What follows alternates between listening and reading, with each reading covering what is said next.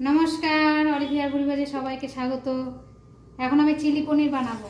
এই দেখুন কড়াইতে সাদা তেল দিয়েছি, তার মধ্যে অল্প একটু হলুদ দিয়ে পনিরগুলোকে ভাজবো। এই যে পনিরগুলোকে ঠিক এরকম সাইজ কেটেছি, লম্বা লম্বা এরকম। চিলি পনিরে কাটাটা এরকম হবে, অনেকে গোল গোল দেয়, আমি লম্বা করে দিই, ভালো লাগে খেতে। পনিরগুলোকে ভাজবো, একটু কড়া করে ভেজে নেব, ভালো লাগে তাদের।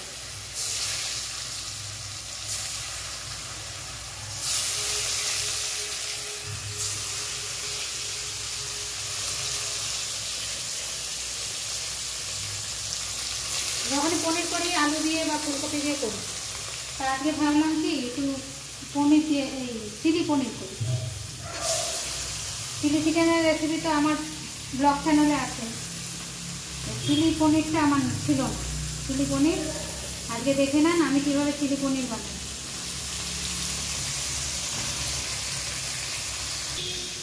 এই যে চিলি পনিরের জন্য ক্যাপসিকাম, পেঁয়াজ আর টমেটো আর কাঁচা লঙ্কা কেটে রেখেছি। আর এখানে হচ্ছে আদা রসুন বাটা আর টমেটো সস, সোয়া সস আর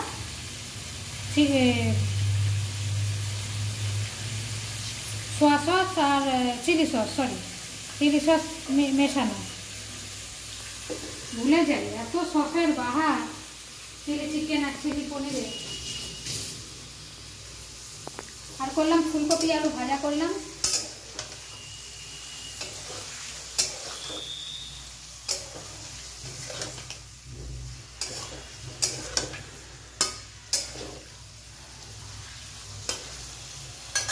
এটা একটু কড়া করে ভাজবে, কড়া করে ভাজলে ভালো লাগবে।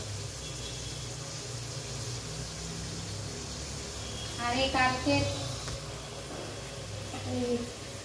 আলু ফুলকপি দিয়ে মাছের ঝোল আছে, আর এই যে কচি পাঠা ঝোল আছে। এগুলো সব গরম করবো, একটু ব্রাউনি শেক হবে, তারপর নামাবো। এই যে দেখুন পনিরগুলো এরকমভাবে ভাজলাম লাল লাল করে। এবার কড়াইতে এই ক্যাপসিকাম, পেঁয়াজ, টমেটো, কাঁচা লঙ্কাটা দিয়ে দেবো।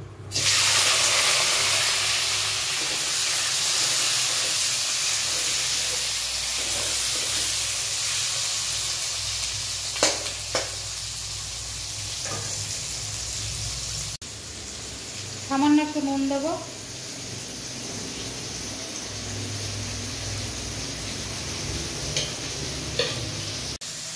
অল্প একটু গোলমরিচ,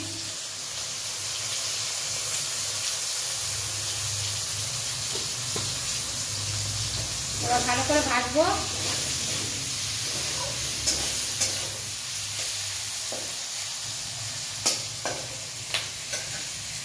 একটু চাপা দিয়ে দেবো, তাতে এগুলো একটু নরম হয়ে যাবে। এবারে সসটাকে দিয়ে দেবো। দেখুন ভাজা ভাজা হয়েছে, একটু নরম হয়েছে। এবার সসটাকে দিয়ে দেবো। চিলি পনির করা সোজাই আছে। বাটি ধোয়া জলটা, এর থেকে বেশি জল দেবেন না, একটা মাপ থাকে তো, জলটা বেশি হয়ে গেলে বাজে লাগে খেতে।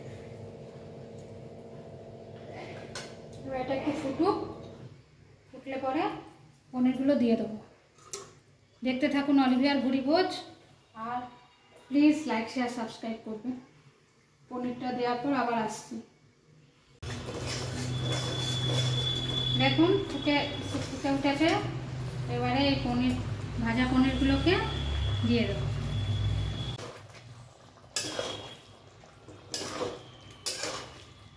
আমি একটু হলুদ দিয়ে পনির ভাজি, আপনারা চাইলে হলুদ না দিতেও পারেন।